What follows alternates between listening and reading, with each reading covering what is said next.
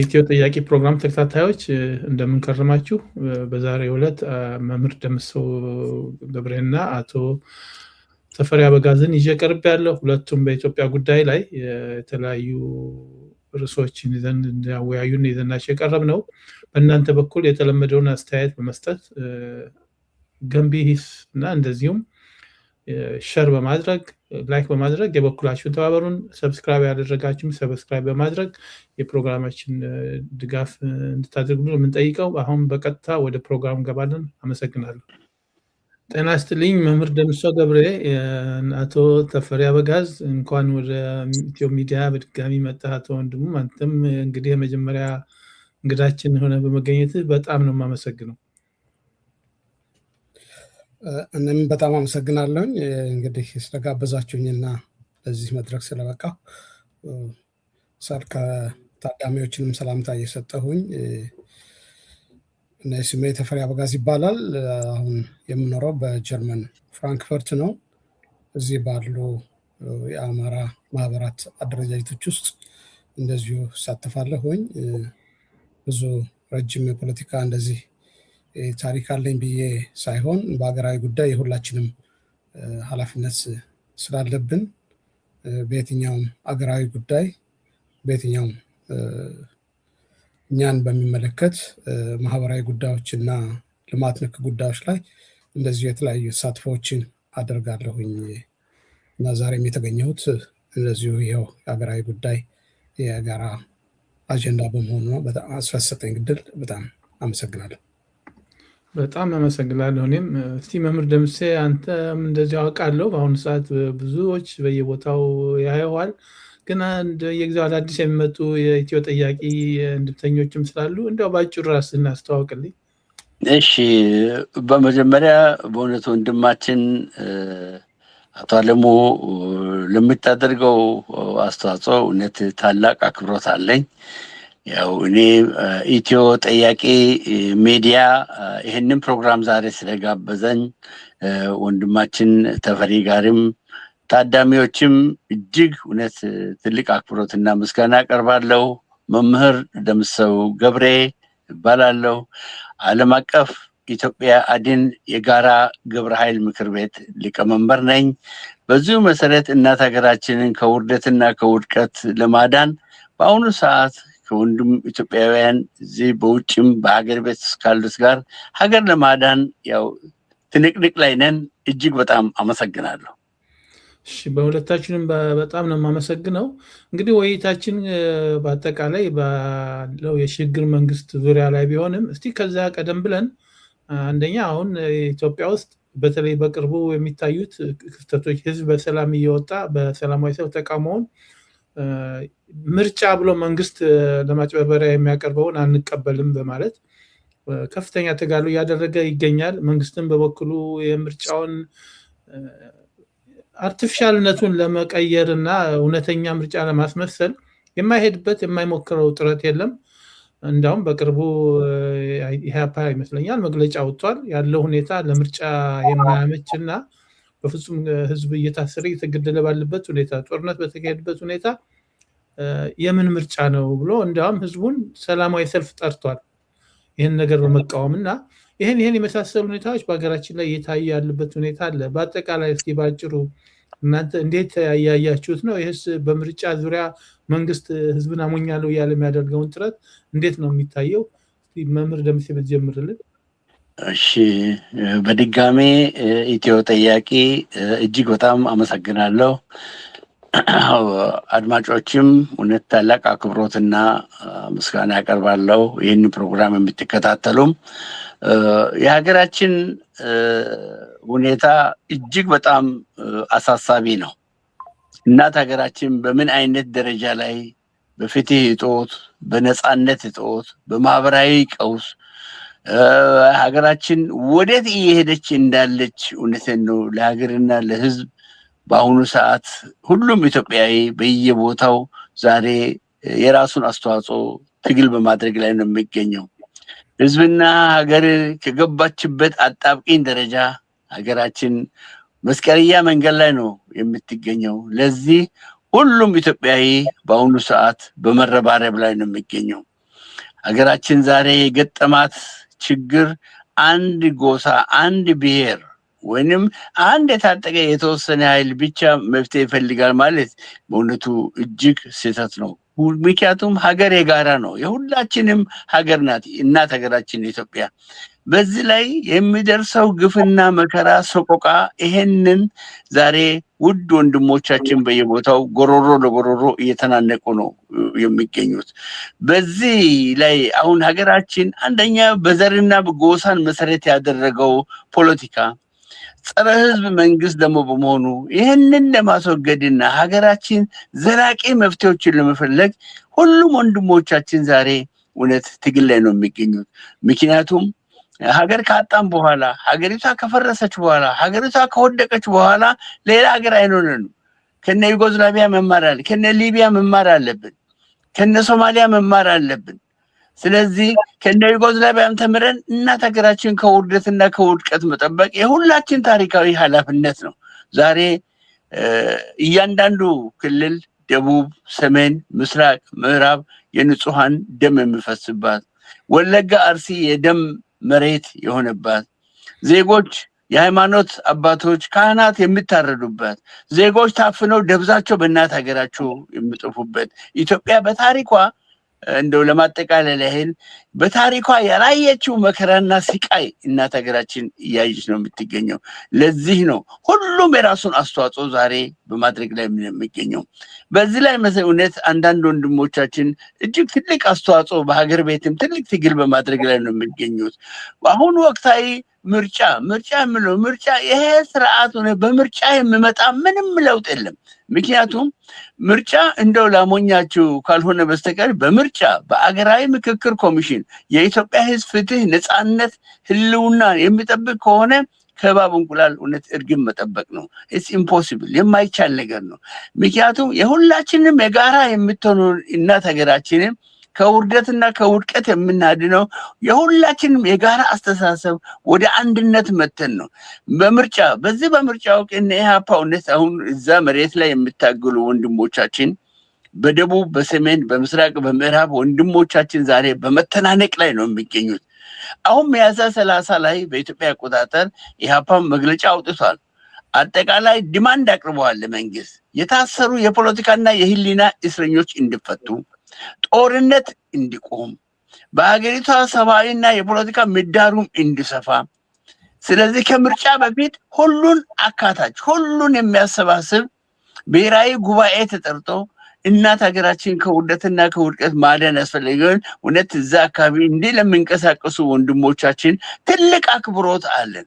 ትናንት እናት ሀገራችን ኢትዮጵያ ተራራውን ያንቀጠቀጠ ያ ትውልድ የት ዛሬ እንዳለ እንጃ።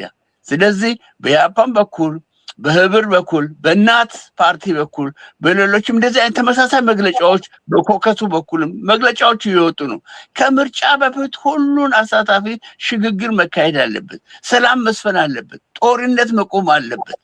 ስለዚህ እናት ሀገራችን ለገጠማት ውስብስብ ችግር ዛሬ ምርጫ አይደለም፣ ከምርጫ በፊት ሁሉን አካታች ውይይት መደረግ አለበት። ብሔራዊ ውይይት፣ ብሔራዊ መግባባት፣ ብሔራዊ እርቅ ተደርጎ ነው ከዛ በኋላ ወደ ምርጫ መግባት የምንችለው። ስለዚህ ሀገሪቷ ዛሬ እጅግ ቋፍ ላይ ስለሆነች፣ ስለዚህ በመሀል ሀገር በኢትዮጵያም በተለያዩ አካባቢዎችም ትልቅ አስተዋጽኦ ሀገሪቷን ከውርደትና ከውርደት እና ምርጫና የስርዓት ፍጻሜ ነው።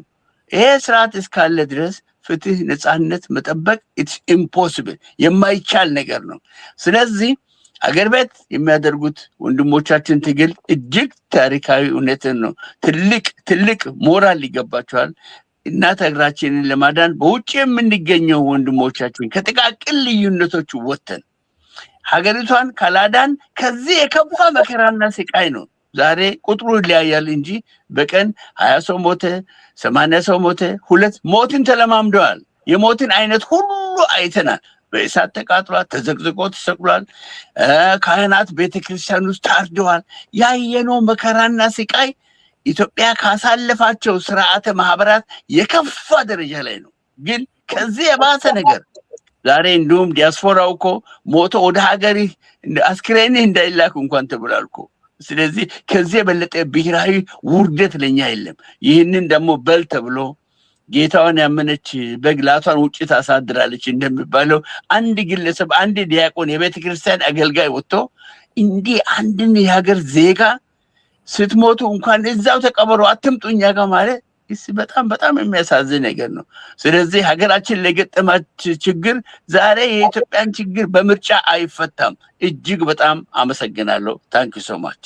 እሺ በጣም አመሰግናለሁ። እንግዲህ አተፈሪ ያው መምህር ደምሰው ለመሸፈን እንደሞከረው መንግስት በአሁኑ ሰዓት አንደኛ በአንድ እጁ የማይክሮፎን ይዘው ምርጫ ተዘጋጁ፣ እንዳም አንዳንድ አካባቢ በጉልበትም ጭምር በወታደርም ቢሆን የግዳችሁ ትመርጣላችሁ የሚሉት ፖለቲካ ነው የተጀመረው። የትም ዓለም አልተደረገም።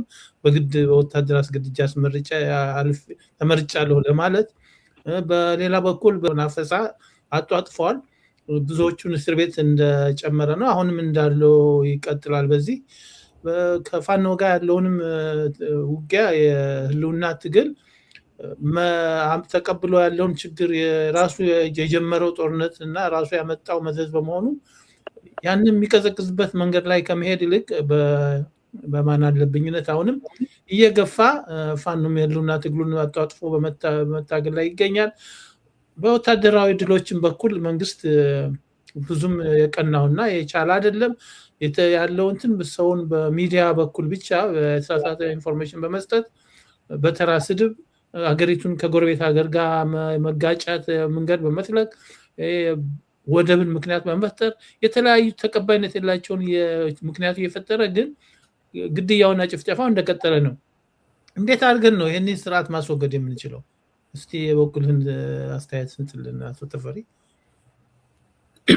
እሺ በጣም አመሰግናለሁኝ። እንግዲህ ይህ ስርዓት አስከፊ ስርዓት ነው እንደተባለው በአሁኑ ወቅት ወደ ምርጫ መሄድ አስቻይ ሁኔታዎች እንደሌሉ ይታወቃል። ከዚህ አንጻር የበለጠ ጥፋት የበለጠ ስህተት ውስጥ እየገፋ የሚከት ነገር እንደሆነ ሁሉም ሰው ይገነዘባል። አሁን መምህር እንዳለው በስፋት ስለሄደበት ወደዛ መመለስ አስፈላጊ አይሆንም። ግን በጦር ሜዳ የሚገኝ ትግሉ ጣምራ ትግል ነው። አንደኛ የፖለቲካ ትግል ነው። ሌላው ያው በትጥቅ የሚደረግ ፍልሚያ ነው። ይሄ ደግሞ በአንድ አካባቢ ብቻ ሳይሆን አሁን በስፋት የተስፋፋ አገሪቱን እያዳረሰ ያለበት ሁኔታ ነው ያለው። ስለዚህ ይሄ በወታደራዊ ትግል የሚደረግ የሚገኝ ድል በጠረጴዛ ዙሪያ በሳል የፖለቲካ ስትራቴጂ ካልታገዘ ውጤቱ ሌላ አዲስ አምባገነንም መፍጠርም እንዳይሆን መጠንቀቅ ያስፈልጋል እና ከዚህ አኳያ የትጥቅ ትግሉ የፖለቲካ መፍትሄ ይፈልጋል፣ የፖለቲካ አመራር ይፈልጋል እና ፖለቲካ አመራር ከሌለ የኃይል ሚዛን ሁልጊዜ ስለሚያጋድል ወይ ያለውን እንዲቀጥል ያደርጋል ወይም ደግሞ ሌሎች ተጨማሪ ስህተቶች የስህተት አዙሪት እንደገና እንዲመጣ ወደፊት እንዲመጣ ነው የሚያደርገው እና ይህ መንግስት አሁን የያዘው እና እየሄደበት ያለው ነገር በተለይ ይሄ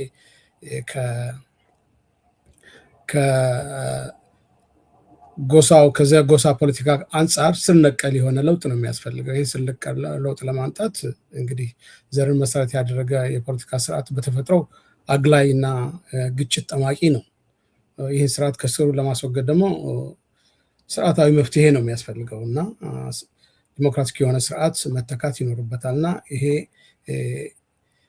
ዳግም አዲስ ስርዓት የመገንባትና አዲስ ስርዓት የመፍጠር ነገር ስለሆነ ውስብስብና ሁሉንም አሳታፊ እና የሁሉንም ርብርብ የሚጠይቅ ነው እና የፖለቲካ ትርክትን ማስወገድ እንደ ቀዳሚነት፣ የኃይል ሚዛንን ማመጣጠን ወይም መለወጥ ያስፈልጋል። ተቋማዊ ነፃነት ደግሞ እንዲኖርም ያስፈልጋል። በተለይ ሲቪክ ተቋማት በዚህ ላይ የሚኖራቸው ሚና ቀላል አይደለም እና አሁን እነ መምህርም እያደረጉ ያሉ ጥረት እናንተም ራሳችሁ እያደረጋችሁ ያላችሁት ሚዲያው እየተጫወተ ያለው ሚና ቀላል አይደለም።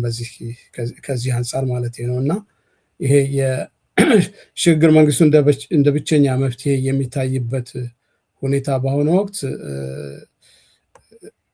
እንዳለ ቢታይም ግን አሁን ስልጣን ላይ ያለው ኃይልና መንግስት እየሄደበት ያለው እጅግ አስከፊና ይሄ የጅምላ ሁሉንም በጉልበት የማንበርከክና በጉልበት እወጣለሁ የሚል አካሄድ እሱ የበለጠ አሁን ካለው ቀጠናዊም ሆነ ዓለም አቀፍ ሁኔታ ጋር ሲተያይ የበለጠ ውስብስብ እየሆነና አካባቢውን እያተራመሰ ያለበት ሁኔታ ነው ያለውና ሰፊ የፖለቲካ ትርክትን ግንባር በመፍጠር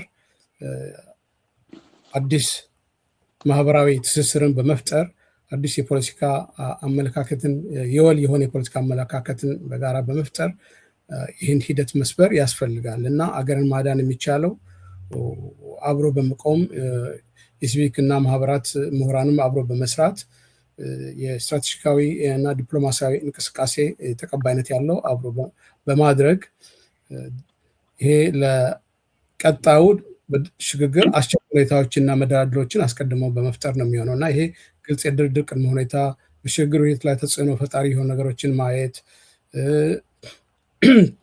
ዋና የሆኑ መሰረታዊ የሆኑ ጉዳዮችን መጀመሪያ ወደፊት ማምጣትና በዛ ላይ ተግባቦት መኖር ያስፈልጋልና በሁሉም ተጨባጭ ሁኔታ የህልውና ትግሉን የሚመራ የተለያዩ ኃይሎችና አደረጃጀቶችን በአንድ ጠንካራ የፖለቲካ ጃንጥላ ስር ለማሰባሰብ የሚያስችል ስትራቴጂ ዙሪያ ላይ ካልተሰባሰበ ይሄ ኃይል አሁን ባለው የሄደበት ባለው የጥፋት እንቅስቃሴ ተጠናክሮ የሚቀጥል ነው የሚሆነው እና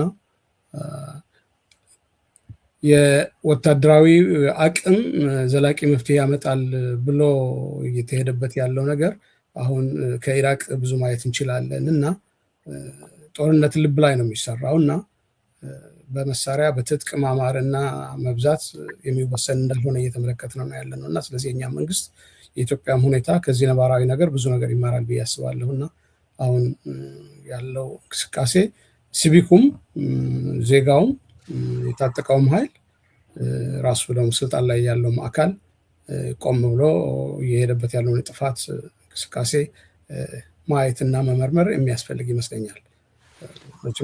ለጥፋት የተነሳ ሁልጊዜ አጥፊ ነው እና አንዳንድ ጊዜ በዱላ የመጣ በዱላ ይመለሳል፣ በጥይት የመጣ በጥይት ነው የሚመለሰው እና ሁሉንም እንደየአግባባቸው እንደየአመጣጣቸው አመጣጥኖ ምላሽ ሊሰጥ የሚችልበት ሁኔታ መኖሩ ወሳኝ ነው እና ይህንን ሪቨርስ ለማድረግ የግዴታ የሁሉም ርብርብ ያስፈልጋል። በጣም አመሰግናለሁ አቶ ተፈሪ። እዛው ላይ እንዳለ ብዙዎች አሁን ኢትዮጵያ ውስጥ ያለው ሁኔታ ለምርጫ ወይም ለዲሞክራሲያዊ ምርጫ ያመች እንዳልሆነ ይናገራሉ። እንዴት ነው ወደኋላ ተመልሰን እስቲ የዲሞክራሲያዊ ወይም ታማኝነት ያለው ምርጫ እንዳይካሄድ ያሉትን ሁኔታዎች እንዴት ነው መጥቀስ የሚቻለው? ሁኔታው እንዴት ማሳየት ይቻላል? ትክክለኛ ተቀባይነት ያለው ምርጫስ እንዲካሄድ ከተፈለገ ምን መደረግ ይኖርበታል? የሁለቱ በንጽጽር ማየት ቢቻል። እንግዲህ አሁን ያለው ተጨባጭ ሁኔታ የህልውና ትግሉን የሚመሩ የተለያዩ ኃይሎች እና አደረጃጀቶች ናቸው ያሉት። እነዚህ በአንድ ጠንካራ ፖለቲካዊ አመለካከት ወይም ጃንጥላ ስር መሰባሰብ እና ወይም እንደዚህ አይነት አተያይ መፍጠር ተገቢ ነው ብዬ አስባለሁ። ይህም ደግሞ ሞር ስልታዊ በሆነ መንገድ አገራዊ ራዕይን የጋራ አገራዊ ራዕይን ለመትለምና አገርንም ለማዳን የሁሉንም መብትና የሁሉንም ሀሳብ አካታች በሆነ መንገድ የሚደረግ እንቅስቃሴ ወደፊት መምጣት አለበት። ኢትዮጵያን በተለይ አሁን እኔ በቅርበት የማውቀው እንግዲህ ኢትዮጵያና የአማራ የህልውና ትግል ወደ አንድ የጋራ ስትራቴጂካዊ ፖለቲካ ጥላ እንዳይመጣ የገደቡት ተግዳሮቶችን በጥልቀት እንደው በእንትን ስናያቸው ችግሮቹ ውስጥ ድክመቶችና የጠላት ስልታዊ ስራዎች ውጤታማ እንዳይሆኑ ብዙ ተግዳሮቶችን ፈጥረው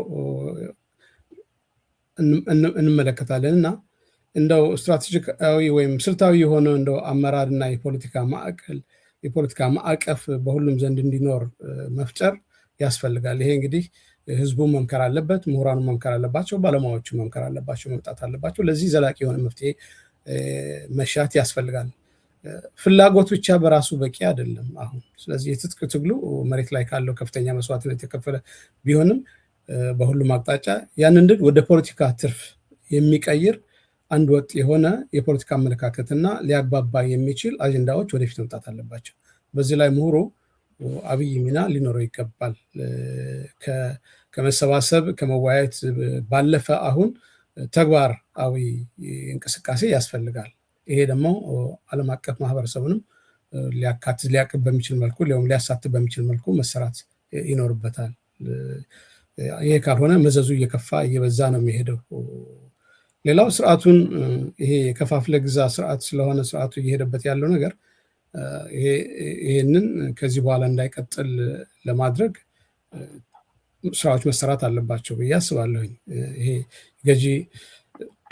የገዢ ስርዓት ትግሉን ለማዳከም የቆየና የረቀቀ የመከፋፈል ስልት ስለሚጠቀም ይሄ ጎሳን ግጭት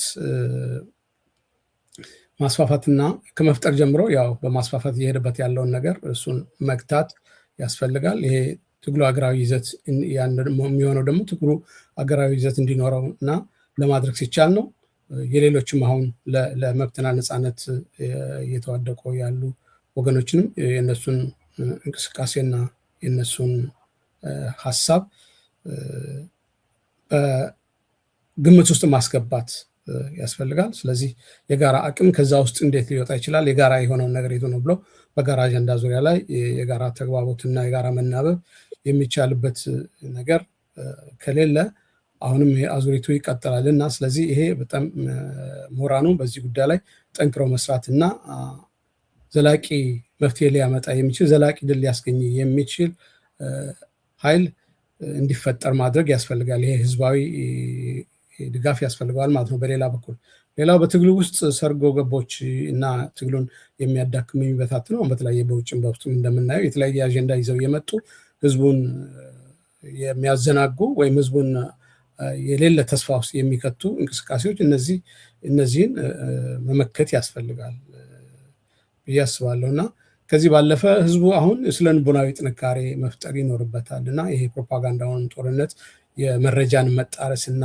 መዛባት ያልተረጋገጠ መረጃ እንደዚህ በዚህ ዙሪያ ላይም የሚዲያውም አካል ቢሆን ጠንካራ ስራ መስራት ያስፈልጋል። ኮሚትመንትና ለሙያውም ለህዝብም ለሀገርም አድን እንቅስቃሴ ቁርጠኝነት እና ታማኝነት መኖር አስፈላጊ ነው ብዬ አስባለሁ እና ሌላው እንግዲህ ትግሉን በህዝብ እንቅስቃሴ ይሄ የማስ እምቢተኝነት እንዲፈጠር ማድረግ ያስፈልጋል። ስለዚህ በሁሉም አካባቢ ሁሉም በተወለደበት ባደገበት በኖረበት በሚያውቀው ባህልና በሚያውቀው ቋንቋ ማህበረሰቡን የማንቃት የማደራጀት እና አጠቃላይ ለለውጥ ህዝቡ እንዲነሳሳ የማድረግ ስራ ያስፈልጋል።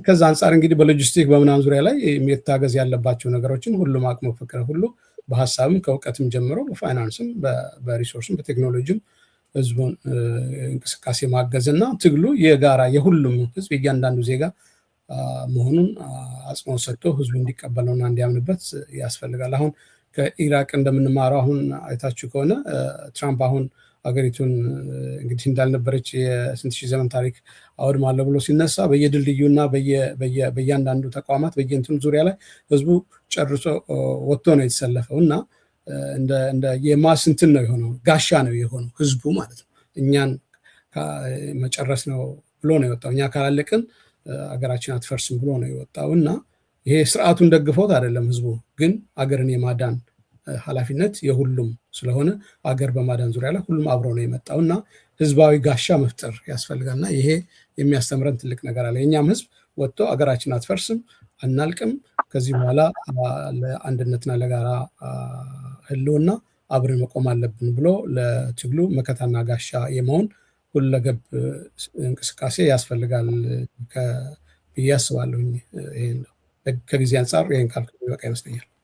በጣም አመሰግናለሁ መምህር። እንግዲህ አሁን አቶ ተፈሪ ባለው ላይ ለመጨመር ወደ ችግሩ ሁኔታ ከመሄዳችን በፊት ህዝቡ አሁን አንድ ነጥብ ትልቅ ነጥብ ያመጣው ህዝቡ ማመን አለበት። ይህ መንግስት መሄድ ያለበት መነሳት ያለበት የማይበጅ የማይጠቅም የሀገር ጸር የሆነን መንግስት ነው ብሎ ሙሉ በሙሉ የሚቀበልበት ደረጃ ማምጣት ያስፈልጋል። በስነ ልቦናዊ ዝግጅትነት በእርግጥ ያውቁታል። እየተረገጡ እየተጨቆኑ እየተገደሉ እየታሰሩ ያሉ እነሱ ናቸው። የበለጠ ከፍ ለማድረግ ይህንን ከዛ ወደ አምጥተው ወደሚቀጥለው ደረጃ ለመውሰድ በግልጽ ህዝቡን ይህ መንግስት ያለቀለትና ለህዝብ የማይሰራ ጸረ ህዝብ ነው ማለትም የሀገር ጸረ ሀገር ብለን መጥራት የምንችላቸው ብዙ ነገሮችን ማሳያዎች ማቅረብ ይቻላል እና በዛ ዙሪያ የበለጠ ህዝቡ እንዴት ነው ማሳየት የምንችለው በቆራጥነት የስርዓት ለውጥ ላይ መታገል እንደሚገባው የሽግግር መንግስትም ቢሆን በሌላ መልክ ህዝብ ለሚቀጥለው ትግል ራሱን ህዝቡ ቆርጦ እንዲዘጋጅ በዚህ በፕሮፓጋንዳ እየተገዛ በፍርሃት እስከመቼ መቀጠል እንደሌለበት በምን አይነት መንገድ ነው መግለጽ የሚቻለው ከተቻለ? በድጋሜ ኢትዮ ጥያቄ እጅግ በጣም በእውነት አመሰግናለሁ። የኛ የሀገራችን ችግር እኮ ከኛ ከዜጎቹ አልፎ የተባበሩት መንግስታት ድርጅት በኢትዮጵያ ጉዳይ 11 ጊዜ ነው ስብሰባ የተቀመጠው። የአፍሪካ አንድነት ድርጅት፣ ዩሮፒያን ዩኒየን፣ የእንግሊዙ ፓርላማ፣ እዚህ አሜሪካ ስቴት ዲፓርትመንት የኢትዮጵያን ችግር በአሁኑ ሰዓት እውነት የማያውቅ የለም። እኔ ባለፈው አንድ ሁለቴ እዚህ ገቨርነሮች ጋር እና ሜየሮች ጋር ኮንግረስማኖች ጋር ገብቼ ነበር። ወደ 6-7 ሰዎች ጋር ሆነን የኢትዮጵያን ችግር እጅግ ነው በእውነት ያዝነኑት። እያንዳንዱ ክልል መቼስ አማራ ህዝብ ላይ በማንነቱና በእምነቱ የሚወርደው ዶፍ ስቃይ ቀላል ነገር አይደለም። እውነቴን ነው። በየቀኑ ሰው 80 ሰው አሁን በትናንትናው ቀን ስንት ሰው ነው አርሲ ውስጥ ያለቀው? በትናንትናው ቀን ወለጋ የደም መሬት ከሆነ ቆይቷል።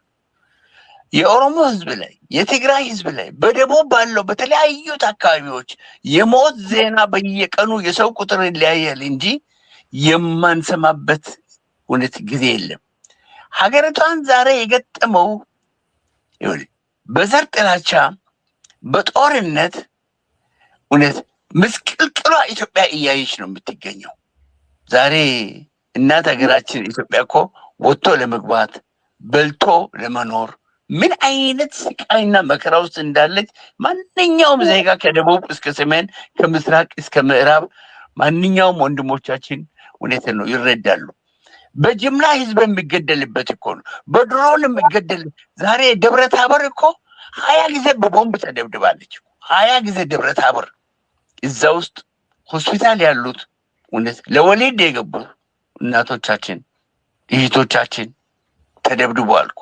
ትምህርት ቤት ላይ እኮ ተጥሎ አልኩ።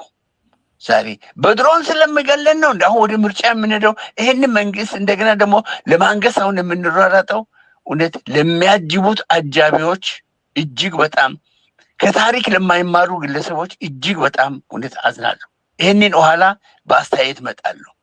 ምን ስላደረገ ነው? አሁን ጦርነትና የዘር ጥላቻና ምርጫ አብሮ አይሄድም በአንድ ሀገር ውስጥ።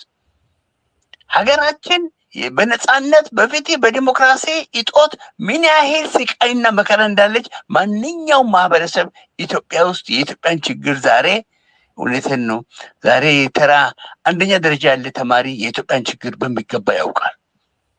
ሀገራችን የገጠመው ፈተና ከዚህ እንዴት እንውጣ? በውጭ የምንገኝ ኢትዮጵያውያን ምን ማድረግ ነው የሚገባል? ሀገር ቤት ውስጥ ዛሬ እያንዳንዱ ማህበረሰብ እውነት የኢትዮጵያን ችግር በማህበራዊው በኢኮኖሚው ዛሬ በነዳጅ እጦቱ በማህበራዊ ቀውስ ያላየችው ፈተና እናት ሀገራችን የለም እኮ። ለዚህ ነው የሁላችንን የጋራ ሀገር የምትሆነዋን ፍትህ፣ ነፃነት የሰፈነባትን እውነት ከዛ ሀገር ወደ ማጣቱ ደረጃ ይሄን በተደጋጋሚ በሌሎች ሚዲያዎች ላይ በሌሎች ስብሰባዎች ላይ ሁሉ ኮንፈረንስ ላይ ሁሉ ገልጸናል።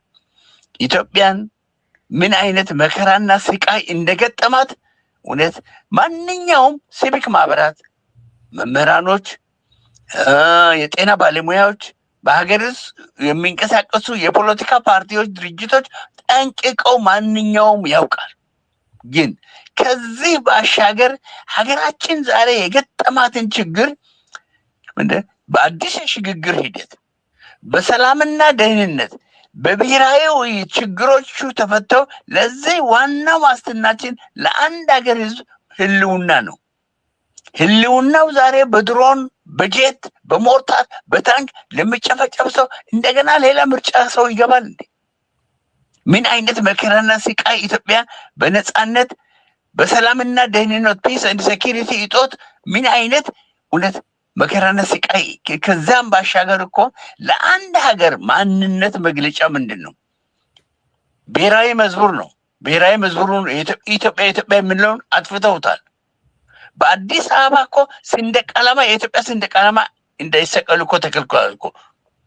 ሌላው ይሄንን የፈጠረው ኮንስቲቱሽን ዛሬ እሱ ላይ ተንተርሰው ሌላ የስቃይ ዓመት 5 ዓመት ለማራዘምና እሱም ፕሬዝዳንት አድርጎ በቀጣይ ደግሞ ሀገሪቷን ትልቅ ፈተና ውስጥ ከዚህ የባሰ መከራና ስቃይ ሳይመጣ ሁሉም ኢትዮጵያዊ በዘር በሃይማኖት በጎሳ ሳይከፋፈል እርስ በርሱ እውነት በመናበብ ሀገሪቷን በተቀናጀ መልኩ ወደ ፍትህ ወደ ነፃነት ትግል ውስጥ ካልመራ በስተቀር አደጋው በጣም ከባድ ነው። አሁን ዛሬ እኮ የሞት ዜና የምንሰማበት በሁሉ ሚዲያ ላይ አሁን በምናይበት ጊዜ ይሄንን ያህል ዜጋ አለቀ፣ ይሄንን ያህል ዜጋ ሞተ፣ በደቡብ በምስራቅ በሰሜን እውነት የማንሰማበት ጊዜ የለም። ስለዚህ ሀገሪቷን ለገጠማች መከራና ችግር መች ነው ኢትዮጵያውያን በአንድነት ተሰብስበን በአንድ አዳራሽ ሆነን ችግራችን በአደባባይ የምንወጣበት ለህዝብና ለሀገር ልዩ ፍቅር የምናሳይበት ጊዜውና ወቅቱ አሁን ነው። የወደፊቷን ፍትህ፣ ነፃነት፣ ሰላም የሰፈነባትን ኢትዮጵያን ደግሞ በዓለም አደባባይ አንገቷን ቀና አድርጋ በኩራት እንድራመድ የምናደርግበት ወቅቱ ዛሬ ነው። በመሰረታዊ ለውጥ ነው። ራዲካል ቼንጅ ነው። አሁንም ይሄ በምርጫው አካባቢ ዙሪያ ወደ 1 ደቂቃ እንደው ልመለስና ኮረጆ በእነሱ እጅ ነው። ድምፅ መስጫው በእነሱ እጅ ነው። ቅጹ በእነሱ እጅ ነው። አስተባባሪዎች እነሱ ናቸው። ምርጫ አስፈጻሚ እነሱ ናቸው። መላክና ሰይጣን ቢወዳደር እኮ ሰይጣን ያሸንፋል በእነሱ አካሄድ። እንደዚህ አይነት ምርጫ ሳለ እንዴ ጦርነትና እልቂት ባለበት ከ4 ኪሎ 6 ኪሎ ለመሄድ ምን አይነት ስቃይ ነው? ከሜክሲኮ አብነት ለመሄድ መርካቶ ለመሄድ ምን አይነት ስቃይ ነው? አንድ ጓደኛዬ እውነትን ነው አሁን ትላንት ውሎ ነገረ ቤተሰብ እኮ የሆነ አንድ ጓደኛ መልእክት መጥቶለት አይ ወደ 4 ኪሎ አካባቢ ሄደ ውሰድ እዛ አካባቢ ዛሬ ወጥቶ ለመግባት እኮ አዲስ አበባ በጣም እኮ ስቃይ ነው። እባክህ እጅግ በአንድ ሀገር ውስጥ የምናየው የህልውና አደጋ ቀላል ነገር አይደለም እኮ። ዜጎች ምን ያህል አፈና እንደሚፈጸም ምን ያህል ዜጎች እንዳለቁ በየጊዜው የሚደረገው ጭፍጨፋዎች ከዚህ የበለጠ እውነት ከዚህ የባሰ መከራና ስቃይ ሳይመጣ የሽግግር መንግስት የወቅቱ የሀገራችን ብቸኛው መፍትሄ ነው ተብሎ ይታመናል። ለምን? ሁሉን አሳታፊ ሁሉን አካታች ሁላችን ተነጋግረን ሀገራችን እነ ደቡብ አፍሪካ በነጮች ግፍ ጭቆና በነበሩበት ጊዜ የዳኑት በምንድን ነው? በትራንዚሽን ገቨርንመንት ነው። ከዛ በፊት ብሔራዊ ውይይት፣ ብሔራዊ መግባባት፣ ብሔራዊ እርቅ አውጥተው ነው ወደ ትራንዚሽን ገቨርንመንት የሄዱት። የሽግግሩ መንግስት እንዴት ይቋቋማል፣ አላማው ምንድን ነው የሚለውን በስፋት ደግሞ በሚቀጥለው በአስተያየት አቀርባለሁ። እጅግ በጣም አመሰግናለሁ። ታንኪ ሶ ማች። እሺ፣ በጣም አመሰግናለሁ። እስቲ አቶ ተፈሪ በዚህ ላይ አንተ የምትጨምረው አብረን ይኸውና፣ በተለይ እስቲ ባጭሩ ምንድነው የሽግግር መንግስት? በእውነቱ በኢትዮጵያ ሁኔታ ተደጋግሞ ይነገራል እና ራሱ ምንድነው የሽግግር መንግስት? አብረህ ብታይልኝ። እሺ፣ አመሰግናለሁ። እንደው ምርጫ አሁን ስለ ምርጫ አንስተናልና አሁን አንዱ እንትን እንደው የተወሰነ ነገር አንስቼ ባልፍ ደስ ይለኛል። በንጽጽር ማለት ነው። ዝም ብሎ ምርጫውን ዝም ብሎ በእንትን አይደለም፣ በጭፍን አይደለም። ቅድም መምህርም በስፋት አብራርቶታል። እንደው በነጥብ እንደው 1 2 3 ብለን እንኳን ወሳኝ የሆኑ ነጥቦችን እንደማሳያ ጠቅሰን ብናልፍ ጥሩ ነው ብዬ ስላሰብኩ ነው። በጣም ጥሩ። አንደኛው እንደው ምርጫ አሁን የሚደረገው ሰላምና መረጋጋት ችግር በስፋት በሚታይበት ቦታ ነው። ይሄ በአማራ ክልልም ይሁን በኦሮሚያም ይሁን በሌሎቹ በደቡብም ይሁን የምናየው ሰላምና መረጋጋት በየአካባቢዎቹ ተባብሶ አስከፊ ደረጃ ላይ ነው ያለው። አንዱ ችግር እሱ ነው። ሁለተኛ የዜጎች ነፃነት እና መብት የትም ቦታ ላይ ተከብሮ በነፃነት ምርጫ የሚያካሄዱበት ዲሞክራሲያዊ አሰራር የለም። ይሄ በሚሊዮን የሚቆጠር ህዝብ እስረኛ ነው ማለት ይቻላል። ስለዚህ ይሄ የፖለቲካ እስረኛ ነው፣ በጦር ኃይልም እስረኛ ነው። ስለዚህ የሚዲያ ሰዎች ነፃ በተለይ የዚህ ለምርጫ ሂደቱ ዋና ተዋናይ የሚሆኑና ህዝቡን የሚያነቁ የሚያስተምሩ የሚዲያ ተቋማት እና ቁልፍ የሆኑ ጋዜጠኞች፣ ቁልፍ የሆኑ የፖለቲካ ሰዎች ኦልሬዲ በእስር ላይ ነው ያሉት እና ይሄ ሁሉ ባለበት ሁኔታ ነው እንደቀጠለ ባለበት ሁኔታ ነው ምርጫ ለማካሄድ የተሞከረ ያለው። ይሄ እንደው ምርጫውን በነፃነት ለማካሄድም የመጫወቻው ሜዳው አሁንም በአንድ ፓርቲ ቁጥጥር ስር ያለና ያልተስተካከለ የብዙ ሰዎችን በጉልበትና እንትን አሁን በቤተሰብ ደረጃ ቤተሰብ ቁጥር እየተወሰደ የህፃናቶቹ ጭምር ምርጫ ካርድ እየታደለ ያለበት ሁኔታ ነው እንደምንሰማው ከሆነ። ስለዚህ ምርጫ በሚዲያና የጸጥታ መዋቅሩ አፈና ስር ሆነው ምርጫ ማካሄድ የተስተካከለ ሁኔታ በሌለበት መደራደር በሌለበት ሁኔታ ነው እንዲካሄድ ግፊት እየተደረገ ያለውና ሌላው እንደው መሰረታዊ የሆነ ሀገራዊ መግባባት በሌለበት ምርጫ እንዴት እንደው እስካሁን የሄድንበት ስህተት እንደገና መልሰን አሁን እዛው አረንቋ ውስጥ ገብቶ ነው የህገ መንግስቱ ጥያቄ በሀገሪቱ ሰንደቅ ዓላማ በተመለከተ እንደዚህ የክልሎቹ ወሰን ምናምን በተመለከተ አጠቃላይ ደግሞ የሀገሪቱን ዳር ድንበር ሉዓላዊነትን በተመለከተ ብዙ ጥያቄ ያልተፈቱ ጥያቄዎች አሉ። እነዚህ ሁሉ እያሉ ነው አሁን እንግዲህ የስልጣን ችግር የምናምን ሌላ አዲስ የስልጣን መደራደር ለማግኘት እየተካሄደ ያለው እና ከዚህ አንጻር ብዙ ጥያቄዎች ያሉበት ስለሆነ ምርጫው ዝም ብሎ ለእንትን ስልጣንን ለማስጠበቅና ለማስቀጠል አምባገነንነትና የአንድ ወገን እንትንን ለማስቀጠል ካልሆነ በስተቀር ሌላ መፍትሄ እንደሌለው ግልጽ ሆኖ ይታያል ማለት ነው። እንግዲህ ይሄ ሽግግር መንግስት ሽግግር መንግስቱ እንደ ብቸኛ መፍትሄ የሚታይበት አጋጣሚ አለ፣ ሁኔታ አለ። ይሄ ሽግግር መንግስት አሁን ላለው የኢትዮጵያ ቀውስ ወሳኝና ብቸኛ የፖለቲካ ድልድይ ሆኖ ሊያገለግል ይችላል፣ በትክክለኛው መንገድ የሚካሄድበት ከሆነ ማለት ነው። ግን አስቻይ ሁኔታዎች መጀመሪያ መሟላት አለባቸው። ሳይሟላ ዝም ብሎ ሽግግር መንግስት ስለተባለ ይህን መንግስት አንዱ ተዋናይ አድርጎ በዚህ ውስጥ ለማለፍ የሚሞከር ከሆነ በጣም የከፋ አደጋ የከፋም በሀገር ላይም በህዝብ ላይም ሌላ ችግር መጥመቅ ነው የሚሆነው እና ምክንያቱም የሽግግር መንግስት አስፈላጊነቱ አገሪቱን አስተዳደር ያለው የፖለቲካ ማህበራዊ ውል አሁን አዲስ ይሄ ሶሻል ኮንትራክት ያስፈልጋል። ምክንያቱም ብዙ ነገሮች ተቃብሰዋል። የጎሳ ፖለቲካው ይሄ አምባገነንነቱና ይሄ ስርዓተ አልባኝነቱ ሙሉ በሙሉ የሀገሪቱን ነባር እሴቶች አፈራርሶታል፣ በጣሶታል። የህዝብ ለህዝብ ግንኙነቱንም አፈራርሶታል፣ በጣሶታል። ስለዚህ አዲስ ሶሻል ኮንትራክት ያስፈልጋታል ኢትዮጵያ ተብሎ ይታሰባል እና ይሄ ደግሞ የምናየው ስለሆነ ነው። ምክንያቱም በአንዱ ወገንና በሌላው ማህበረሰብ ክፍል መካከል ያለውን ቀውስ የፖለቲካ መጠቀሚያ ተደርጎ ረጅም ዓመታት ተሄዷል። አሁንም ያንን አዙሪት የበለጠ አጠናክሮ ነው እየተሄደ ያለው። ከዛ አንጻር እንግዲህ ምናልባት የሽግግር መንግስት ዓላማ እንግዲህ አስቸኳይ ሰላም የሚያስፈን ሆኖ ሲገኝ ነው። እንግዲህ የሚያሰፍን ከሆነ ጦርነቶችን በአስቸኳይ ማቆም ያስፈልጋል። የፖለቲካ እስረኞችን መፍታት ያስፈልጋል። የተፈናቀሉትን ወደ የቀያቸው መመለስ ያስፈልጋል። ሌላ ሽግግር ፍትህ ያስፈልጋል። ትራንዚሽናል ጀስቲስ አስፈላጊ ነው። ባለፉት ዓመታት የተፈጸሙ የዘር ማጥፋት፣ የሰብአዊ መብት ጥሰቶችን እና የኢኮኖሚ ምዝበራዎችን በገለልተኛ አካል አጣርቶ ተጠያቂነትን ማረጋገጥ ሀገራዊ ቁስልን ማከም ያስፈልጋል። ይሄ መንግስት ይሄ ስርዓት ይሄን ያደርጋል ወይ ነው ትልቁ ጥያቄ። ሌላው ከዚህ ጋር ተያይዞ አዲስ ህገ መንግስት ማዘጋጀት ያስፈልጋል። ህገ መንግስቱ ለተወሰነ ግሩፕ ለተወሰነ ቡድን አዳልቶ የሚያድላና የአንዱን እንትን የሚጠብቅ የሌላውን የሚደፍቅና ሌላውን የሚያስገድል የሚከፋፍል ዜጎችን አብዛኛው ዜጋን መብትና እንትን ያሳጣ በአንገታቸው ላይ ስለት የዘረጋ ነው እና ይሄ የሚቀጥልበት ምንም አይነት የፖለቲካ እንትን የለም። ስለዚህ ይህን ከዚህ ቀውስ ለማውጣት ዘላቂ መፍትሄ የሚገኘው ህገ መንግስቱ ሲሻር እና በአዲስ ሁሉንም አሳታፊ በሆነ ህገ መንግስት መተካት ሲችል ነው። ሌላው እንግዲህ የህገ መንግስቱ የሽግግር መንግስት ካል ይህንን እንዴት እውን ማድረግ ይቻላል? ይሄ ባለቤቱ ህዝብ ነው። ስለዚህ የባለቤትነቱን በተመለከተ ህዝቡ ነው እና ህዝቡ በዚህ ላይ የህዝቡ ድምፅ፣ የህዝቡ ሀሳብ፣ የህዝቡ ጥያቄ፣ የህዝቡ ችግር ወደፊት መምጣትና ተቀባይነት ማግኘት ይኖርበታል እና ከዛ አንጻር ይሄ የባለድርሻ አካላትን ማሳተፍ ይጠበቅበታል። የባለሙያዎች አስፈላጊ ናቸው። የባለሙያ ካቢኔ አትሊስት መኖር አለበት። የነሱ የሙያ አስተዋጽኦ ወሳኝ ነው። በዚህ ዙሪያ ላይ ወደ ዲሞክራሲያዊ ስርዓት ሊያሸጋግር የሚችል መንገድ መተለም አለበት። ከዚህ አንጻር ሀገራዊ ስምምነት ሊኖር ይገባል።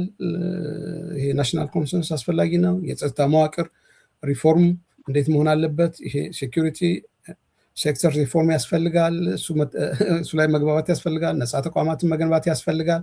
የሲቪክ ተቋማት የህዝቡን ደህንነት የእንትኑን ቫላንስ የሚጠብቁ እነሱ ናቸው እና ሌላው ከዛ በኋላ ነው ይሄ ምርጫ ምናምን ነገር የሚታሰበው። እነዚህ ነገሮች ወደ ቀጣይ ምርጫ እንዴት ይከዳል የሚል ስትራቴጂ ከዛ በኋላ አብሮ የሚታይ ነው እና አሁን የተጣረሰ ነገር ነው። ስለዚህ ከዚህ አንጻር ሁላችንም የሚያግባባ እንደው የፖለቲካ ሮድማፕ ያስፈልጋል እና በሱ ላይ ትልቅ ክፍተት እንዳለ እናውቃለን። ስለዚህ የሚያግባባን አንድ አይነት እንትን የለም እና የህልውና ትግሉ በተለይ እሱን ዝም ብሎ ዲናይ የሚደረግ ነገር አይደለም እና ይሄ ጥያቄ እንዴት ይፈታል በሚለው ዙሪያ ላይ ብዙ ውይይት ያስፈልጋል። የጋራ ግንዛቤና የጋራ የምንጋራው አጀንዳ መኖር ይኖርበታል እና በትጥቅ ዙሪያ ላይ የሚፋለሙትም ኃይሎች፣ በሲቪክ እንቅስቃሴ ላይ ያሉት ኃይሎች፣ ህዝቡም ውጭም ያለው የዲፕሎማሲ ኮሚኒቲውም በዚህ ዙሪያ ላይ የሚለው ነገር አለውና ይህንን ማዋሃድና ማስተሳሰር ያስፈልጋል እና ሰፊ የፖለቲካ ትብብር ማዕቀፍ ግንባር መፍጠር ያስፈልጋል። አሁን እንደነ መምህር እያደረጉ ያሉት እሱ ተጠናክሮ መቀጠል ይኖራል። የሲቪክ ማህበራቶች በዚህ ላይ ይህን ማገዝና መደገፍ ይኖርባቸዋል እና ሌላው ይሄ ስትራቴጂክ የሆነ ወጥ የሆነ ዲፕሎማሲ የተቀባይነት ያለው እንቅስቃሴ ማድረግ በሁሉም ዘርፍ ያስፈልጋል። ኤሊት ግሩፕ እና በተለይ ውጭ ያለው አካል በዚህ ላይ ብዙ ይጠበቅበታል እና ሞር ወደ እንደዚህ አይነት ተግባራዊ እንቅስቃሴዎች መግባት ያስፈልጋል እና የድርድር እንደዚህ እርስ በርስ አሁን የኃይላት ድርድር የውስጥ መግባባቶችን የፖለቲካ ኃይሎች ማለት ነው በዛ ዙሪያ ላይ እንደ ሽግግርም እንደ መሳሳቢያ የሚሆን የድርድር ነጥቦች ሁሉ ተለይተው መታወቅና በዛ ላይ ብዙ መስራት ያስፈልጋል። ግልጽ የድርድር የውስጥ ድርድር ሁኔታዎችን መፍጠር በሽግግሩ ሂደት ላይ ተጽዕኖ ፈጣሪ ሆኖ መምጣት የሚቻልበትን ስልት መንደፍ እነዚህ ሁሉ ወሳኝ ናቸው ብዬ አስባለሁ እና ብዙ ስራ መሰራት ይጠብቃል ያስፈልጋል እና አሁን ወደ ስራ ቢኬድ ነው የምመርጠው። መወር ችግሮቹ ይታወቃሉ።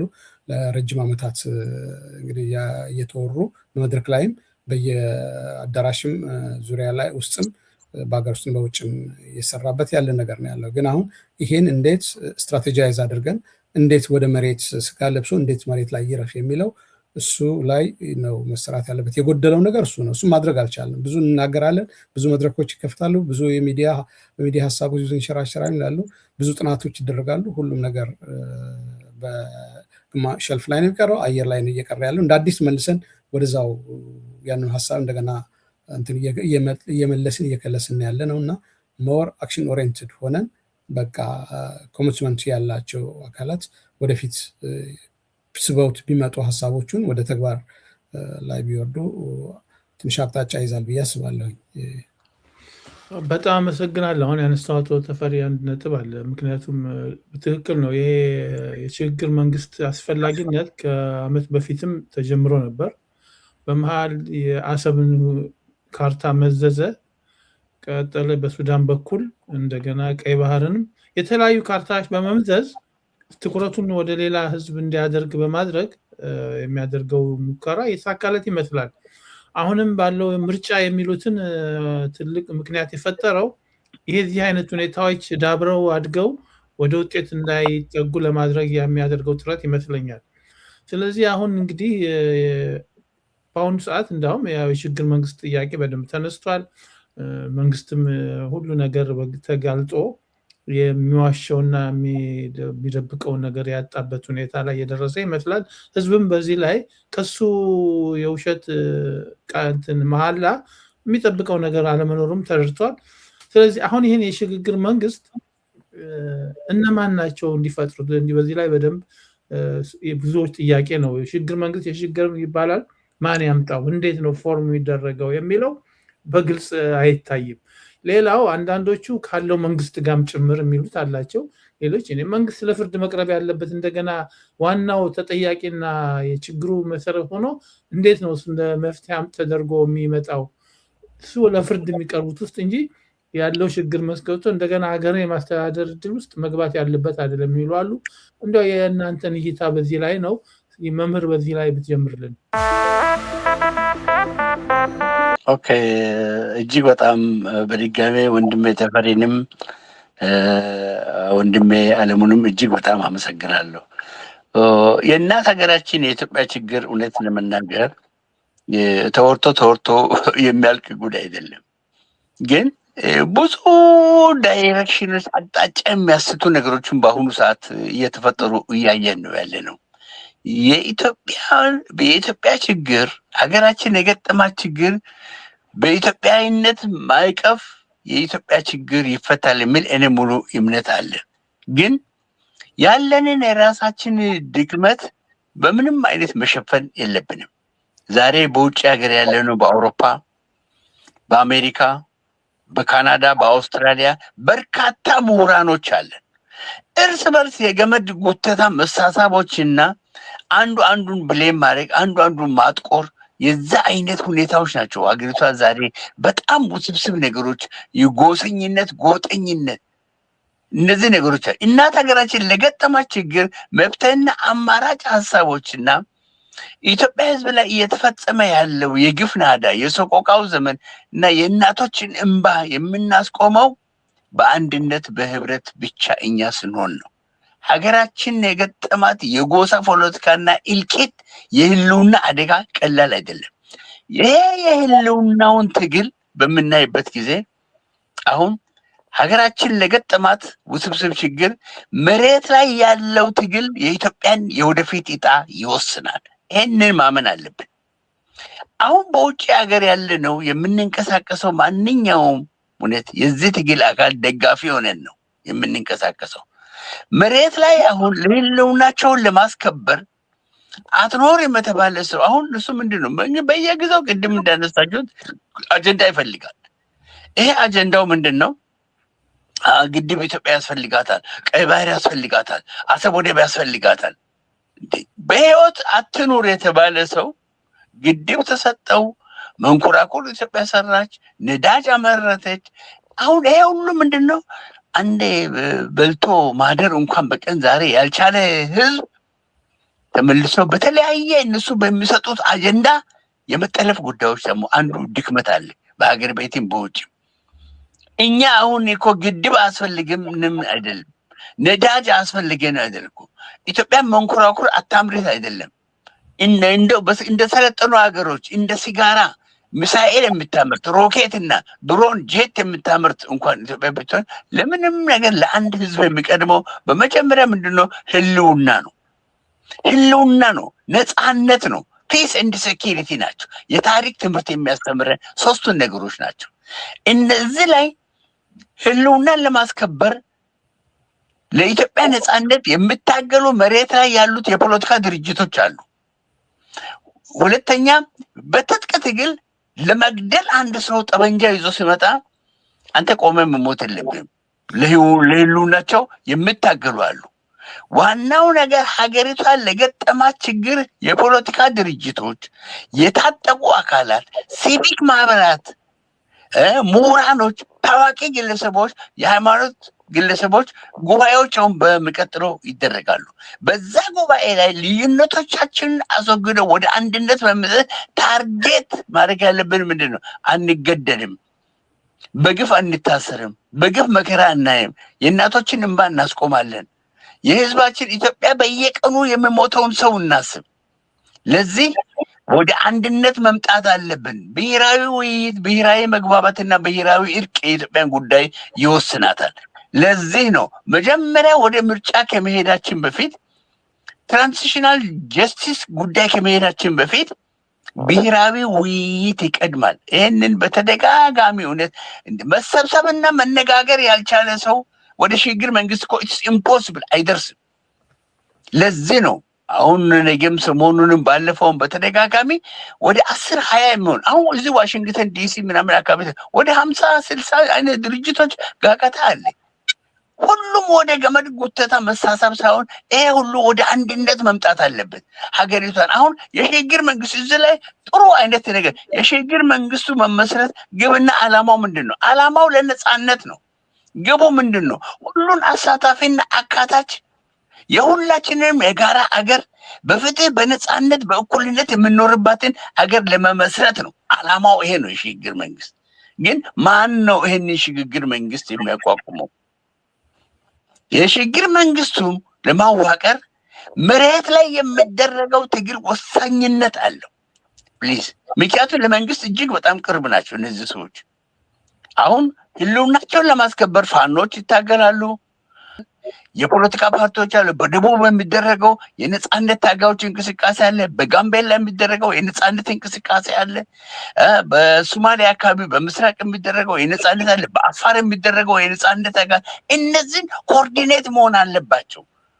አሁን ይሄንን ስራ ነው እየሰራን አሁን እኛ ያለንበት መሬት ላይ። እኔ አሁን እንደምረዳው ከሆነ አስተባባሪ ኮሚቴዎች መሬት ላይ ተቋቁመዋል፣ ከወረዳ ጀምሮ እስከ ፌደራል ድረስ። እኔ እንደምረዳው ከሆነ አንዳንድ ነገሮች እነዚህ መፍትሄ አፈላላጊዎች ናቸው።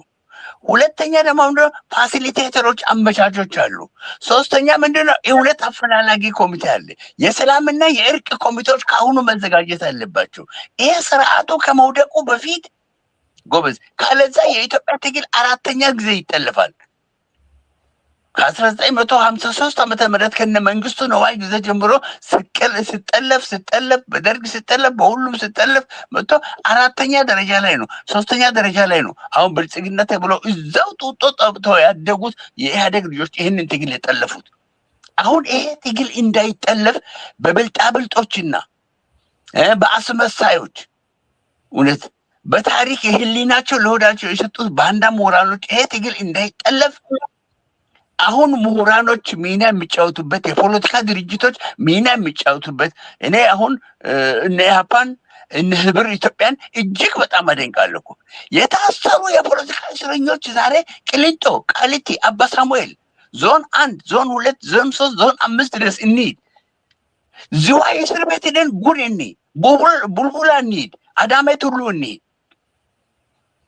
ይሄ ሁሉ ኢትዮጵያውያን በግፍ ታስረው አዋሽ 40 ዛሬ ከ1000 በላይ ወጣቶች ናቸው አሁን ሰሞኑን የታሰሩት በብልጽግና መንግስት።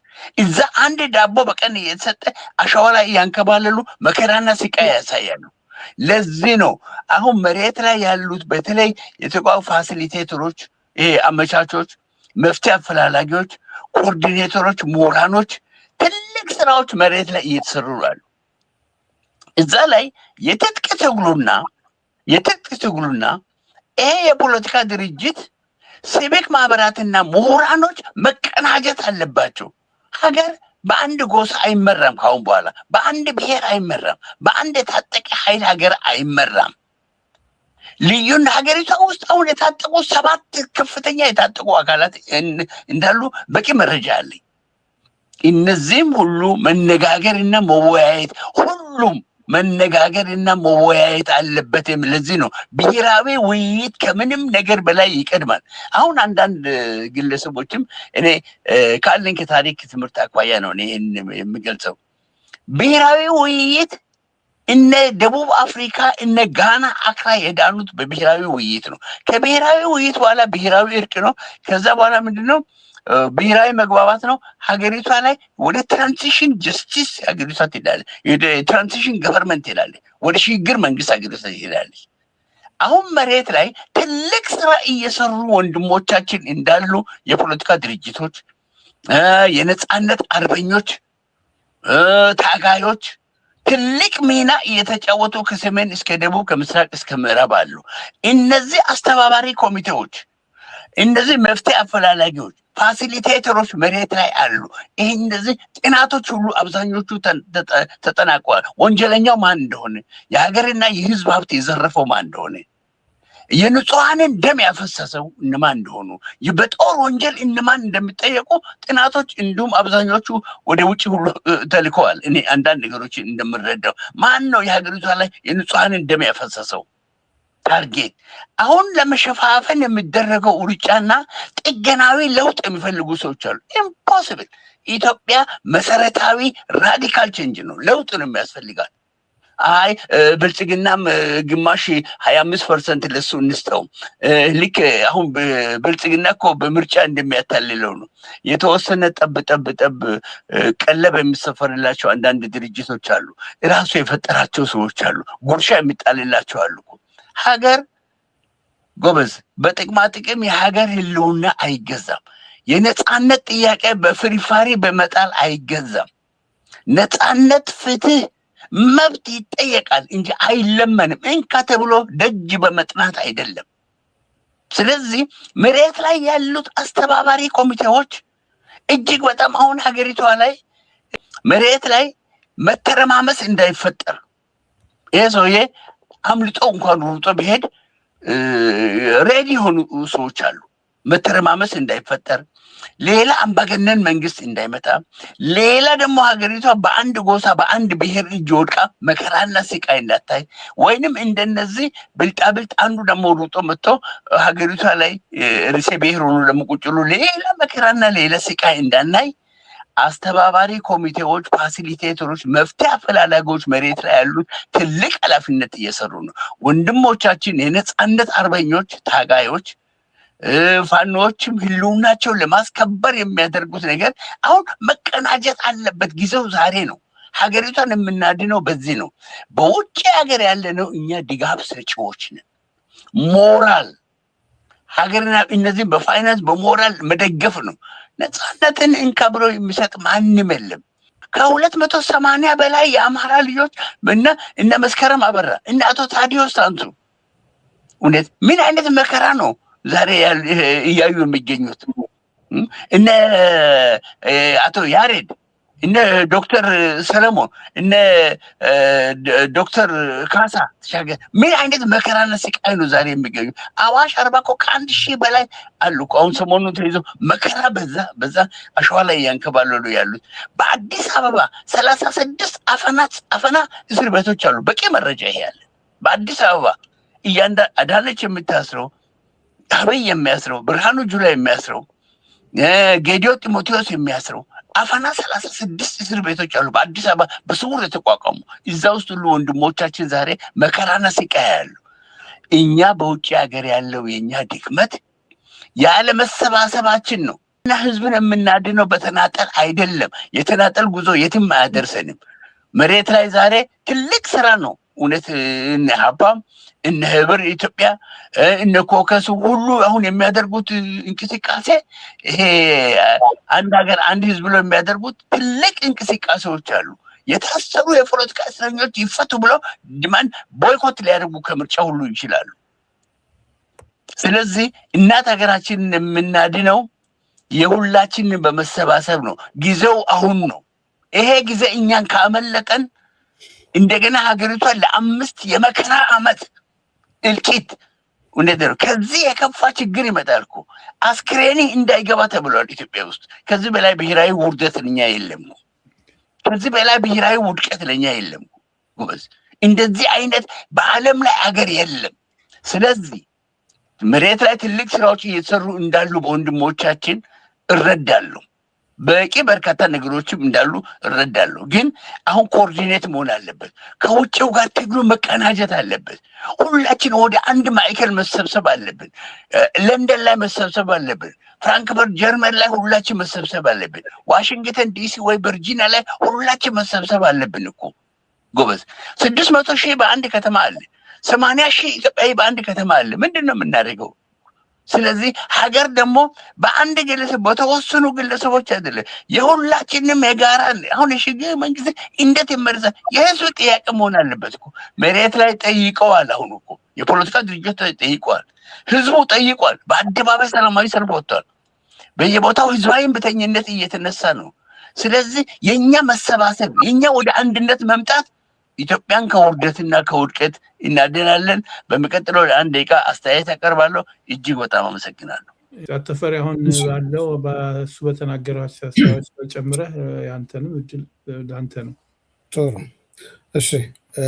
እንግዲህ በስፋት መምር ሄዶበታል። እሱም አልደግሞም። እኔ ሞር አንዳንድ ነጥቦችን ብቻ እንደ ሃይላይት ሰጥቶ ማለፉ አስፈላጊ ነው። ተግባራዊ ከማድረጉ አኳያ እዛ ላይ ነው ሞር ፎከስ ማድረግ እንፈልገው።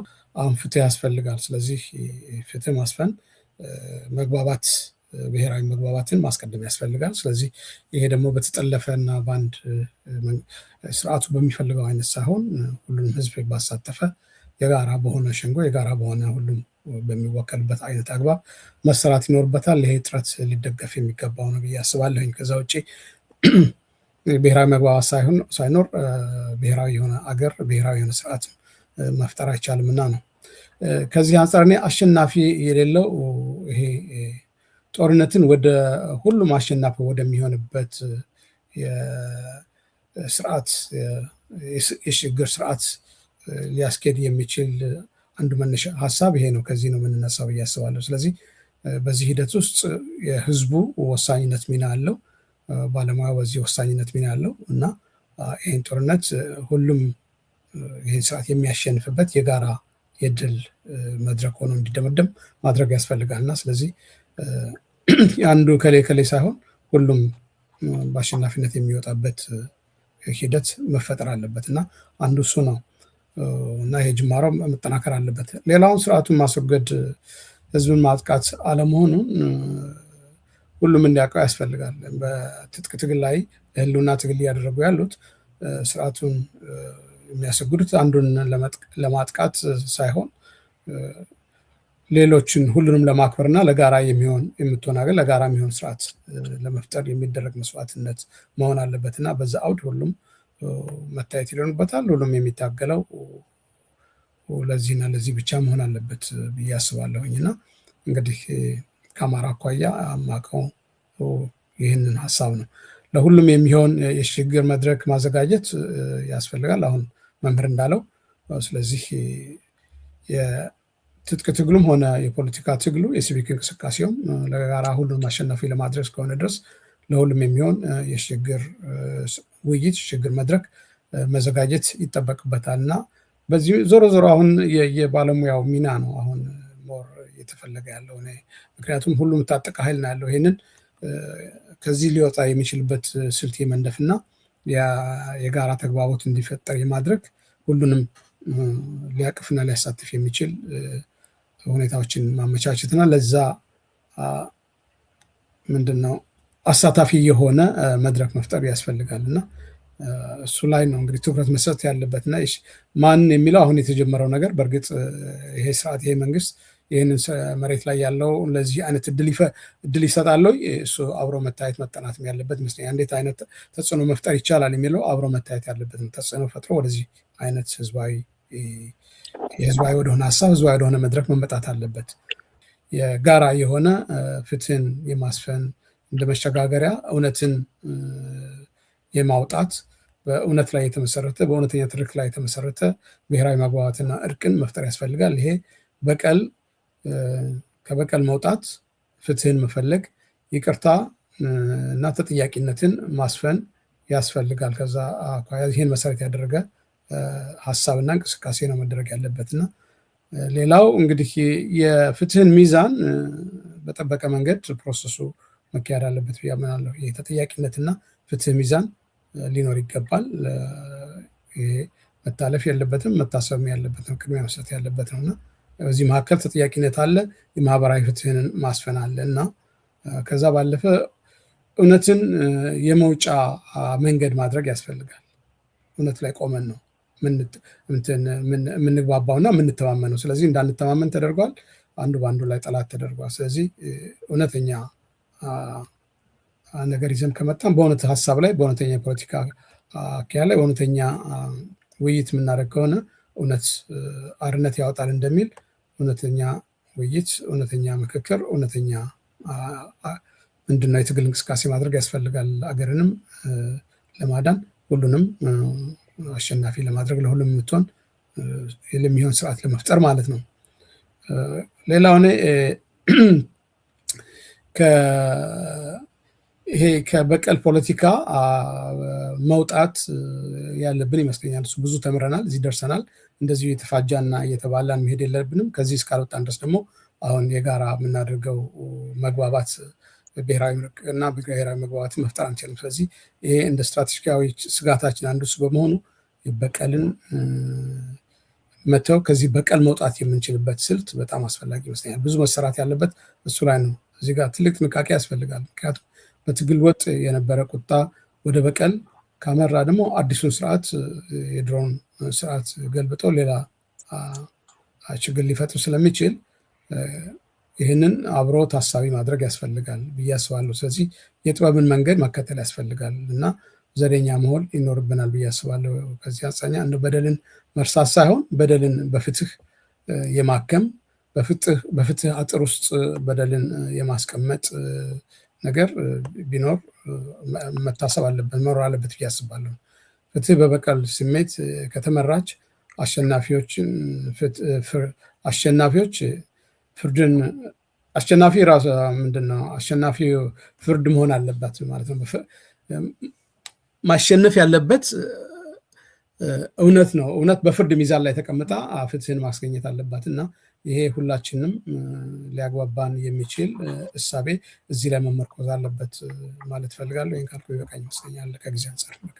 አቶ ተፈሪ አሁን አንተ ካነሳው ጥያቄ ትንሽ ማብራሪያ ብትሰጥበት የምፈልገው ምንድነው የሽግግር መንግስት አስፈላጊነትና የብሔራዊ እርቅ አስፈላጊነት ሁለቱ ግልጽ ቢሆን ጥሩ ነው። ምክንያቱም ቅድም እንደተጠቀሰው ከደቡብ አፍሪካም ሆነ ከሌሎች ሀገሮች የብሔራዊ እርቅ ከመደረጉ በፊት ያለው ገዢ መወገድ ይኖርበታል። እሱ እያለ እሱማ ቢቻል ኖሮ አሁን መደረግ ይችል ነበር እኮ ብሔራዊ አሁን ይችል ነበር። የሀገሪቱ ጥቅም የሚያስጠብቅ ማንኛውም ነገር ማድረግ ይቻል ነበር። እሱ ስለሌለ የግድ እሱ ከተወገደ በኋላ ነው ለሀገር የሚጠቅመውን ነገር መንደፍም እድሉ የሚኖረው። ስለዚህ ይሄ ሽግግር መንግስት ከሌለ የት ላይ ተሆነ ነው? በስደት ላይ ተሆነ ነው? በቦታ ሳት የሽግግር መንግስት በሌለበት ሁኔታ ስልጣን ህዝብ ባልተቆጣጠረበት ሁኔታ ብሔራዊ እርቅ ማስኬድ እንዴት ይቻላል? ከሌሎች ሀገሮች የተማርነው የሽግግር መንግስቱ የተገደበ ስልጣን ይኖረዋል። በእርግጥ የሚያደርጋቸው ነገሮች የብሔራዊ ጥቅም እንደተመረጠ መንግስት ሳይሆን የተመረጠ ምርጫውን የሚያቀርብ ምርጫውን የሚያዘጋጅ ሽግግሩን ወደ ዲሞክራሲያዊ ለውጥ የሚያመጣ ሂደቶችን የሚፈጥር ይሆናል። ከዛ ውስጥ አንዱ የሽግግር መንግስትን የብሔራዊ እርቅን መፍጠር ይሆናል። ያ በሌለበት ሁኔታ ብሔራዊ እርቅ እንዴት ሊቀድም ይችላል ከሽግግር መንግስቱ? እሺ እኔ ማለት የፈለኩት ምናልባት እንግዲህ ወይ በደንብ አልገለጽኩትም ወይም እንትን አላልኩም። እኔ ይሄ ወደ ሽግግር መንግስት ከመጣታችን በፊት እኛ ለሽግግር መንግስት ራሳችን ማዘጋጀት አለብን። ይሄ የውስጥ ውይይት የኃይላት የእርስ በርስ መገናኘትና በኃይላት መካከል ያለው ውይይት በኃይላት መካከል ያለው ብሔራዊ ስሜት ቢልድ መደረግ አለበት ነው ከተረዳኸኝ። እኛ ካልተግባባን ተከፋፍለን ያለ ነው። ሁላችንም የራሳችን ጎጥ የራሳችን ኃይል የራሳችን አደራጅተን ነው። ስለዚህ እኛ የምንነጋገርበት የምንወያይበት ነገር ወደዚህ አይነት ሀሳብ የምንመጣበት ነገር ስትራቴጃይዝ መደረግ አለበት ነው የኔ ሀሳብ። ሽግግር ትራንዚሽን እንትኑ ለመምጣት መጀመሪያ እኛ መናበብ አለብን። ውስጥ ለውስጥ ባብ ለባብ ይታያሉ ካብ ለካብ ይባላል። እኛ ካልተናበብን አሁን ትልቁ ችግራችን እሱ ነው። ለእኔ የሚታየኝ ችግሬ እሱ ነው አሁን። ምክንያቱም በየጎጡ ያሉት ኃይላት ራሳቸውን እንትን ብለው የራሳቸው እንትን ፈጥረው ነው ያሉት እና ስለዚህ ይሄን መናበብ መምጣት አለበት። ይሄን መናበብ ደግሞ የሚመጣው ባለሙያዎቹ ይሄን ሰብረው ማወያየት አለባቸው። የጋራ መድረክ መፍጠር አለባቸው። ሁሉም በአንድ አጀንዳዎችን መቅረጽ አለባቸው። በጋራ የሚወያዩባቸው አጀንዳዎች ወደፊት የሚመጡ አጀንዳዎች መቀረጽ አለባቸው። ይሄን ለማድረግ ደግሞ የውስጥ ውይይት የውስጥ ምክክርና መግባባት ያስፈልጋል። ያ ነው ለእኔ ትልቁ ኢሹ። ይሄን መፍጠር አልተቻለም፣ ወደዚህ አልተመጣም ነው። ፖለቲካ ለአመታት ለ40 ዓመታት የተሰበከ ህዝብ በዘር ፖለቲካ የተገመደ ፖለቲካ ዝም ብሎ በስመ ሽግግር መንግስት ሳይሆን እዛ የሚያዋቅረው ራሱ ሽግግር መንግስቱ የሚመሰረተው ኃይል የወደፊቱን ኢትዮጵያ አካሄድ የሚጠቁም ነው የሚሆነው። ያን ለመፍጠር ደግሞ ከወዲሁ ማግባባቶች መሰራት አለባቸው የምትለው ቁልፍ ነው። ትክክል ነው። መምህር እንግዲህ ከቨር ያላረካቸው ካሉ አጭር ሰዓት ይወሰድና ታንኪዩ አቶ አለሙም ወንድሜ ተፈሪም ጥሩ ነው በሚገባ ገልጾታል። አሁን እኛ አንድ ነገር እዚህ ትንሽ መረዳት ያለብን ነገር ይሄ ሁሉ አሁን የሚደረገው እንቅስቃሴዎች በአገር ቤትም በውጭም የሚደረገው ሀገሪቷን ለማዳን ነው። ግን እዚህ ላይ አሁን አንድ የሽግግር መንግስት አሁን አብዛኛው ሰው ምንድነው ልክ እኮ አንድ ይሄ መንግስት እስካለ ድረስ የሽግግር መንግስት አይታሰብም ጎበዝ። እሱም እኮ ይሄንን ነው ያለው። ፈጽሞ የሽግግር መንግስት አይታሰብም ነው ያለው። እኛም ደግሞ የምንለው ይሄ ስርዓት ብልጽግና እስካለ ድረስ የሽግግር መንግስት የሚል ነገር አይታሰብም። ስርዓቱን መወገድ አለበት። ስርዓቱን ለማስወገድ መጀመሪያ እኛ እርስ በርሳችን መነጋገር አለብን፣ መወያየት አለብን። ሰላምና ፒስ ኤንድ ሴኪሪቲ ብሔራዊ ውይይትና የሽግግር ሂደት ያስፈልጋል ነው ያልነው። እዛ ላይ አሁን አንድ ነገር መጠንቀቅ ያለብን የሽግግር መንግስት የምንልበት ጊዜ በሽግግር መንግስት ላይ ከወደቀ በኋላ የሚደረጉት 3 ኮሚቴዎች አሉ። የሽግግር መንግስቱ ቻርተሮች አሉ። የሽግግር መንግስት ፕሬዝዳንት እና የሽግግር መንግስት አስመራጭ ኮሚቴ አለ እኮ። ሁሉም ተጠርቶ በዛ የሚመሰረተው የሽግግር መንግስቱ መተዳደሪያ ደንብ አለ። የሽግግሩ መንግስት የህግ የበላይነትና የጎሳ ጥላቻ የብሔር ኮንስቲቱሽን ጊዜያዊ የሽግግር መንግስቱ መተዳደሪያ ደንብ የሚያዋቅረው ይሄ ኮሚቴ ነው። ይሄንን ኮሚቴ ለማዋቀር ነው። በዚህ ላይ በግጭት አስወጋጅና የእርቅ ኮሚቴ ውስጥ የሚቋቋመው ደግሞ ምንድነው? የሀገሪቱን ጊዜያዊ መተዳደሪያ ቻርተሩን የሚያጸድቀው እዛ ጉባኤ ላይ ተሰብስቦ ነው።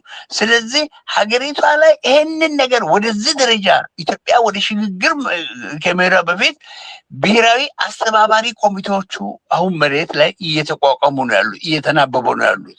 ያስፈልጋሉ የግድ መፍትሄ አፈላላጊዎች፣ አመቻቾች፣ ፋሲሊቴተሮች። እነዚህ በህቡ መንገድ አሁን ትልቅ ስራ እየሰሩ ነው ያሉት። ስለዚህ ይህ ስርዓት እስካለ ድረስ ሀገሪቷ ውስጥ የሽግግር መንግስት አይታሰብም። እነዚህ የምናስቀምጣቸው ነገሮች ምንድነው? መፍትሄ አፈላላጊዎች፣ ፋሲሊቴተሮች፣ እውነት አፈላላጊዎች፣ የሰላምና የእርቅ አምባሳደሮች የሚቋቋሙት ሁሉ ምንድነው? ካሁኑ ሀገሪቷ ይሄ ስርዓት ከመውደቁ በፊት ነው። በውጭ አሁን መቋቋም አለበት። ግራውንድ ላይ አሁን አንዳንድ ነገሮች መስመር ይዘዋል። ግን ስርዓቱ ከወደቀ በኋላ ደግሞ ሀገሪቷ ውስጥ የሰላምና የእርቅ አምባሳደሮች በአማራ፣ በኦሮሞ፣ በትግሬ፣ በደቡብ በሁሉ ይህንን የሚያረጋጉ ኮሚቴዎች አሉ።